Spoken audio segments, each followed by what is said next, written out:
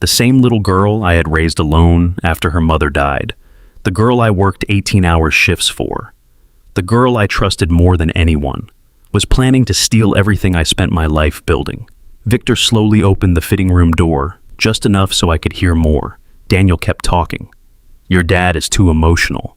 I thought I was walking into a simple suit fitting before the happiest day of my life, my daughter's wedding. Everything was perfect.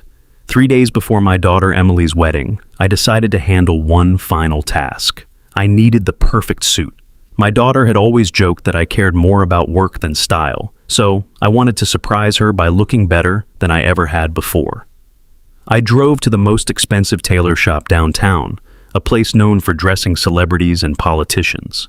The moment I walked in, I noticed something strange. The owner, an older man named Victor, stared at me for several uncomfortable seconds.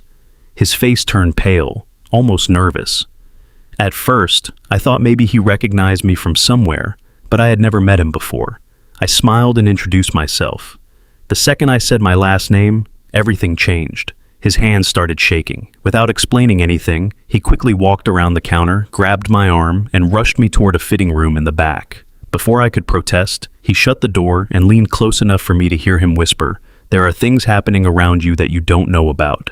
Stay here. Don't speak. Trust me." I stood there frozen. My heart started pounding so hard I could hear it in my ears. I thought this man had lost his mind. But then, I heard voices outside. It was my future son-in-law, Daniel. I recognized him immediately, but he wasn't alone. Emily was with him. At first, I smiled, thinking maybe they had come to surprise me. Then Daniel started laughing, and what he said next shattered me. "I can't believe the old man still thinks this wedding is real. Once we're married," then my daughter laughed too. Not nervous laughter, real laughter. "He'll sign anything for you. The wedding is just the final step." My knees nearly gave out.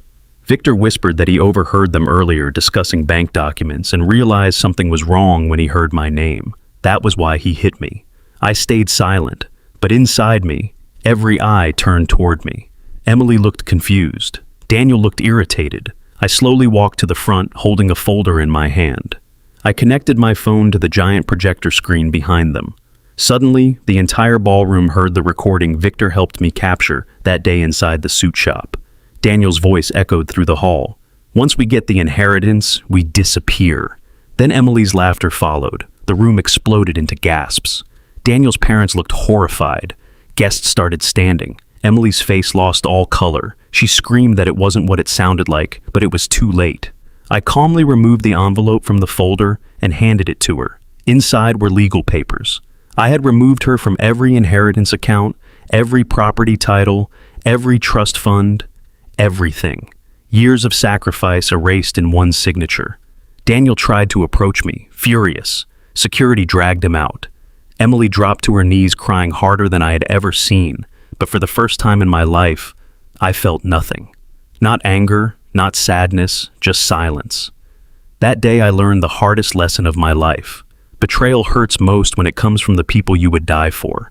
I walked into that suit shop expecting to prepare for a wedding, and walked out burying the family I thought I had forever. Some betrayals don't break your heart. They change who you are permanently.